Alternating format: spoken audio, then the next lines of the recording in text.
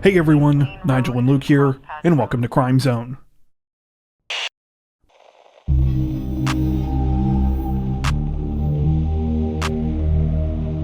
Authorities in Lauderdale County, Alabama say that they're searching for a missing murder suspect and a corrections officer this week after they disappeared while allegedly en route to a local courthouse. According to reports, the incident began at around 9:30 a.m. on April 29th when 38-year-old Casey White left the Lauderdale County Jail to go to the local county court for a mental health evaluation. At the time, he was accompanied by 56-year-old Sheriff's Deputy Vicky White, who is the department's Assistant Director of Corrections. Despite sharing a last name, the two are not apparently related. Sources allege that when Vicky left the county jail that morning, she informed other officers that she planned to take Casey to his evaluation at the courthouse, after which she intended to go to a doctor because she wasn't feeling well. However, neither Vicky nor Casey ever arrived at the courthouse, and further investigation revealed that no such appearance had even been scheduled for that day.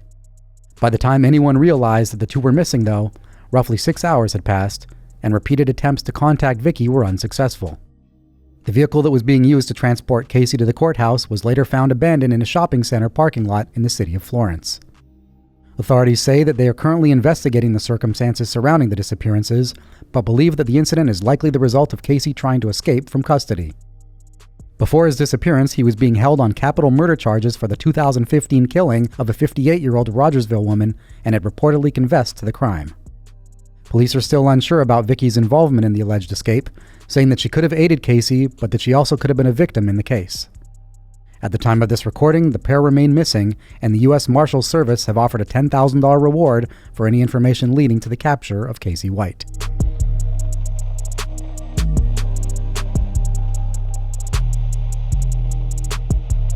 A Florida sheriff regretfully reported that he had to dish out a bit of tough love this week when he announced that he had recently had to arrest his own daughter on drug charges for allegedly dealing methamphetamine and cocaine. According to reports, it all started a couple of weeks ago when Sheriff A.J. Tony Smith and some of his officers busted a local dealer in Franklin County. During a subsequent interview, the woman was asked by police to reveal her supplier, and she identified the sheriff's daughter, 38-year-old Kristen Kent. According to Sheriff Smith, the news came as a shock to him. He knew that Kristen had struggled with drug addiction 15 years ago. However, she had sought treatment and appeared to be doing well, working at a tax collector's office and raising her 3 children. Putting his personal feelings for his daughter aside, Sheriff Smith set up a sting operation targeting Kristen, and she was allegedly arrested on April 17th. In an interview following Kristen's arrest, Smith told reporters, quote, "I felt terrible about it, but I also knew the quantity of drugs she was selling was unbelievable and that she had to be stopped. Did it feel good? No, it didn't feel good, but it had to be done." Smith echoed these sentiments in a post to the Franklin County Sheriff's Office's Facebook page, where he stated that methamphetamine does not discriminate and neither do we. It does not matter who you are, no one is immune or exempt. According to that same post, Kristen Kent has now been charged with amphetamine traffic or methamphetamine 14 grams or over, drug equipment possession and or use, and cocaine possession.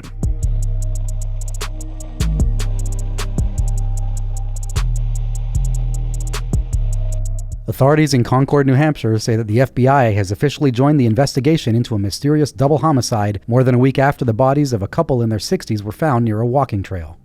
According to reports, the case began on April 20th when 67-year-old Stephen and 66-year-old Wendy Reed were reported missing by family members.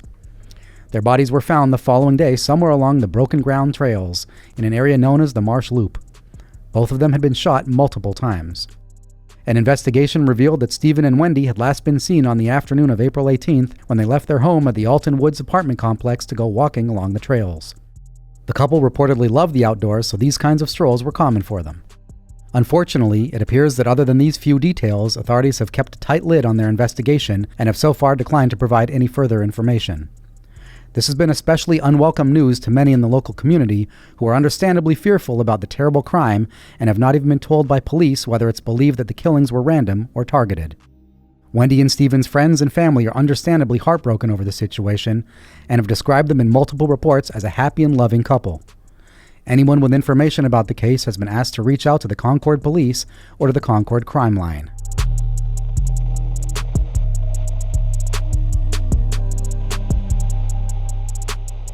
Authorities in San Jose, California say that a terrified mother has been reunited with her 3-month-old baby this week after he was taken during what has been called a brazen and premeditated daylight kidnapping. According to reports, the incident began at around 1 p.m. on April 25th, when 3-month-old Brendan Cuellar and his grandmother returned to their apartment on the 1000 block of Elm Street after running some errands. The grandmother was looking after the baby boy while his mother, Carolina Ayala, was away at work for the day. After arriving at the apartment, Brandon's grandmother took him inside before proceeding to unload some groceries. In just this short span of time, someone entered the apartment and took off with Brandon. Immediately, police began a frantic search for the 3-month-old and soon managed to uncover a lead. Nearby surveillance cameras had managed to capture footage of an unknown male suspect walking towards the apartment carrying a baby car seat and a small blanket. Unfortunately, though, when Carolina, the grandmother, and other family members were questioned, they said that they did not recognize the male suspect. With little additional evidence to go on, authorities began going door-to-door questioning people in the area and also began to interview those around the family. In particular, they started to become suspicious of one of Carolina's friends, a 43-year-old woman named Yesenia Ramirez. According to reports, Ramirez met Carolina at church when she was 9 months pregnant with Brandon and quickly worked her way into the family's life. She would frequently come over to Carolina's house after Brandon was born, and on the day that he disappeared, had actually driven the 3-month-old and his grandmother to run their errands and pick up groceries. When police questioned Ramirez further, her story started to fall apart. Police now allege that right before Brandon was kidnapped, Ramirez had been communicating with a 28-year-old man named Jose Portillo. When police went to Portillo's house the day after the kidnapping, they found Brandon alive and well inside.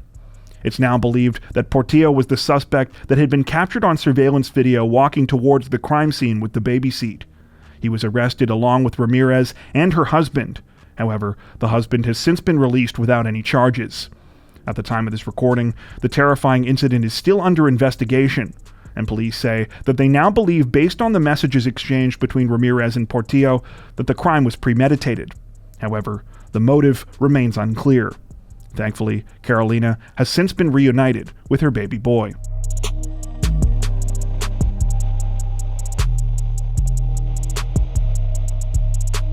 Authorities in San Antonio, Texas, say that a 41-year-old alleged home intruder is dead this week after he was shot and killed by a female homeowner as he made his way inside her house.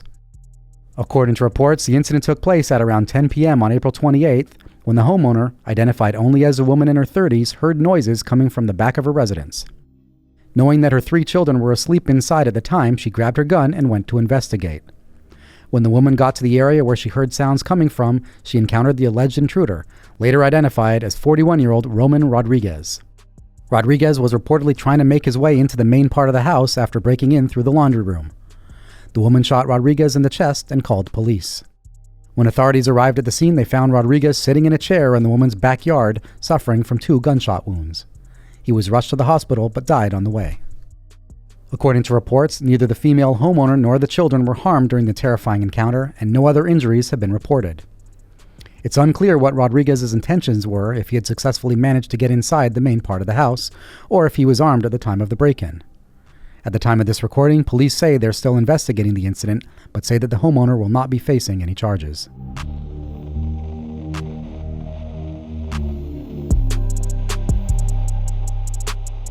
Authorities in Pinellas County, Florida say that they dealt with a bizarre suspected DUI case this week when a 38-year-old woman allegedly broke out into dance several times during a field sobriety test in a misguided attempt to prove that she was not under the influence of alcohol. According to reports, the incident began just before 10:30 p.m. on April 27th, when a 38-year-old woman named Amy Ann Harrington was allegedly involved in a minor crash near her home in Madera Beach. When police arrived at the scene, they learned that Harrington had rear-ended another driver while traveling in her vehicle near Gulf Boulevard and 140th Avenue. When officers spoke to Harrington, they say that they immediately noticed the smell of alcohol on her breath. As they began to speak with her more, it seemed like her speech was slurred and she was unsteady on her feet.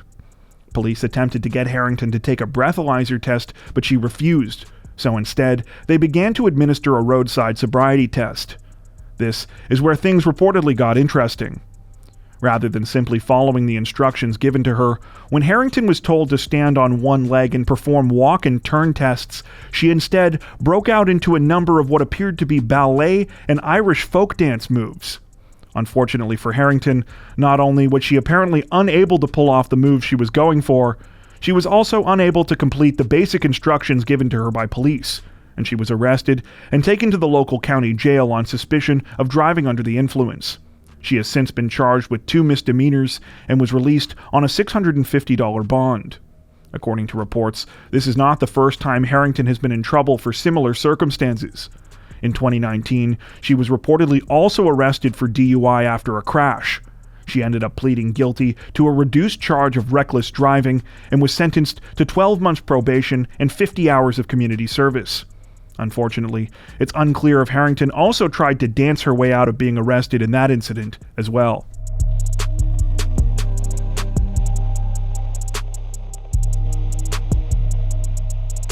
Authorities in Jones County, Georgia say that they have charged a local man with murder this week, just over a month after he allegedly killed his wife and staged the scene to make it look like she had taken her own life. According to reports, the incident began sometime on March 27th when police received a 911 call about a woman taking her own life at a residence near the city of Gray. When officers arrived at the scene, they found a woman named Cheyenne Schroeder dead from a gunshot wound to the head. While authorities haven't shared many details about the crime scene, they now claim that at the time of their initial investigation, something didn't feel right. It was then that the suspicion turned towards Cheyenne's husband, Troy Scarborough. Though Scarborough was taken into custody shortly after Cheyenne's death, this was for a charge of possession of a firearm by a convicted felon. He was held in custody while police continued their investigation until this week when he was charged with felony murder, multiple counts of aggravated assault, and possession of a firearm during the commission of a felony. At the time of this recording, authorities have not shared the information that led them to believe that Scarborough had murdered his wife, and they have not commented on any other evidence they might have. Scarborough currently remains in police custody.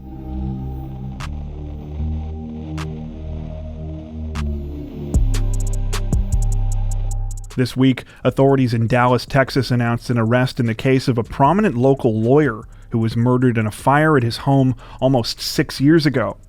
According to reports, on the morning of May 13, 2016, a fire broke out in the North Dallas home of 68-year-old Ira Tobolowski. Firefighters were quick to arrive at the scene, but sadly, it was too late to save Ira. He was found dead near his car in the garage of his residence, where it was obvious that the blaze had begun. An investigation revealed that the fire had been deliberately set. Not only that, but in addition to suffering from burns and smoke inhalation, Ira had also been badly beaten before his death. It was clear that he had been murdered. When detectives began to consider suspects, there was one person who immediately came to mind, a man named Stephen Aubrey. Aubrey was the son of one of Ira's clients, who had become embroiled in a multi-year legal battle with him that began in 2014, when she cut Aubrey out of her will. By the time Aubrey's mother cut him out of the will, he had already been behind a number of alleged incidents meant to threaten and intimidate her. This included sending numerous threatening emails and deliberately infesting her home with rats. When Ira began representing Aubrey's mother, he also began to be on the receiving end of threats and harassment. According to reports, Aubrey began to spread rumors and make public accusations about Ira designed to target his reputation, and would do petty things like try and schedule court dates on Jewish holidays because he knew that Ira was religious. Eventually, things got so bad that in 2015, Ira filed a defamation lawsuit against Aubrey. That lawsuit was still ongoing when Ira was murdered. Despite this circumstantial evidence, it appears that for whatever reason authorities were not able to get enough on Aubrey back in 2016 to file charges against him in connection with the murder. While police have remained tight-lipped about what exactly has now changed in the case, they say that they are confident that they now know what happened on the morning of Ira's murder. They allege that as he left for work that morning, Aubrey ambushed him in the garage, savagely beat him, and then poured gasoline on him before setting him and his garage on fire. On April 27th, Aubrey was arrested at his home in Florida and charged with capital murder. At the time of this recording, he remains in custody at the Broward County Jail, though authorities are preparing to extradite him to Texas. That's it for this edition of Crimes of the Week. If you enjoyed our video, don't forget to like and subscribe to Crime Zone for more true crime content like this. making sure to hit the notification bell to stay up to date with our latest releases. Thank you for watching.